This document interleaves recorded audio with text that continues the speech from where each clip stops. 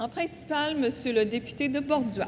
Madame la Présidente, après la saga Nadeau, on apprend ce matin que l'employeur d'un membre de la famille du ministre des Transports a obtenu des millions en subventions du programme Accès Logis dont le ministre des Transports était responsable à l'époque. Monsieur le Président, partout où les amis et la famille du ministre des Transports sont présents, ça semble garant de l'obtention de subventions du gouvernement. Personne n'a accès aussi facilement aux subventions du gouvernement. Ça soulève de sérieuses questions, Madame la Présidente. On est passé d'un ministre des Transports qui était constamment dans la tourmente à un autre ministre des Transports qui est encore dans la tourmente. Il y a des problèmes au MTQ, il faut les régler, ça prend un ministre qui va pouvoir s'en occuper à temps plein. Le premier ministre ne peut pas continuer de défendre l'indéfendable et il a le mauvais réflexe encore une fois. Madame la Présidente, est-ce que le premier ministre peut faire la seule chose qui s'impose, demander à son ministre qu'il se retire et demander au vérificateur général qu'il déclenche une enquête sur l'ensemble des contrats? Monsieur le leader du gouvernement. Notre collègue revient sur la nouvelle de ce matin concernant l'épouse du ministre. Je vais répéter ce que j'ai dit déjà. Elle travaille pour un GRT, c'est sans but lucratif. Elle n'est pas la patronne, elle est une employée. Et le GRT appuie un groupe communautaire sans but lucratif pour la construction de logements sociaux, les personnes handicapées et les personnes démunies. La subvention est versée par la SHQ, selon un programme normé décidé par des fonctionnaires de la SHQ.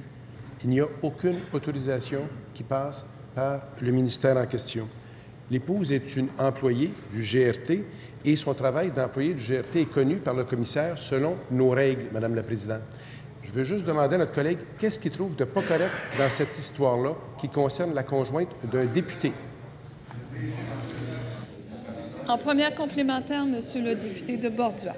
Madame la Présidente, Pyrobium, Adstock, Inoltech et maintenant le GRT. 12 millions en subventions. Le premier ministre a besoin d'avoir un cabinet dont tous les membres font preuve d'éthique, de transparence, d'intégrité. Peut-il demander à son ministre de se retirer du Conseil des ministres le temps que la vérificatrice générale fasse son enquête sur les 4 dossiers? C'est la seule chose à faire, c'est la chose qu'un bon père de famille ferait. Monsieur le leader du gouvernement. Qu'est-ce qu'il y a d'irrégulier dans le fait que l'épouse du ministre travaille pour un GRT pour construire des logements abordables à partir de subventions normées décidées par des fonctionnaires de la SHQ? Qu'est-ce qu'il y a d'infraction à notre code d'éthique? Je rappelle que ce travail-là est connu de la part du commissaire, très connu.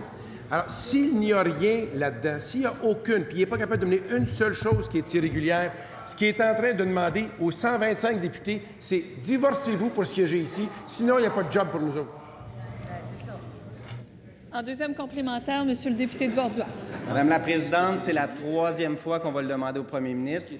Pourquoi ne déclenche-t-il pas demande-t-il pas à la vérificatrice générale de déclencher une enquête pour faire la lumière sur Pyrobium, Adstock, Inoltech et le dernier dossier dont on parle ce matin?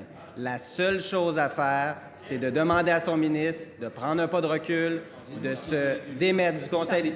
Un instant. Je vais vous demander un peu plus de silence et d'éviter de vous interpeller d'un côté et de l'autre. Il y a une personne qui a la parole, c'est Monsieur le député de Borduas. La seule chose à faire pour le premier ministre, c'est de demander à son ministre de se retirer et de déclencher une enquête de la part de la vérificatrice générale. Monsieur le leader du gouvernement. La vérificatrice, comme le commissaire indique, ont tous les pouvoirs d'intervenir s'ils le décident. Mais aujourd'hui, je suis peut-être le seul dans cette chambre, mais je vais le faire parce que je pense qu'il faut que quelqu'un le fasse. Je vais peut-être être le seul à se lever ici et à dire il y a une limite à l'implication en politique s'il faut.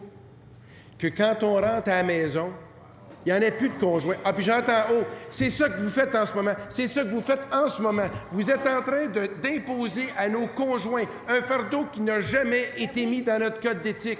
Celui de ne plus pouvoir travailler. C'est ça que vous voulez faire? C'est ça que vous êtes en train de faire. Honte à vous!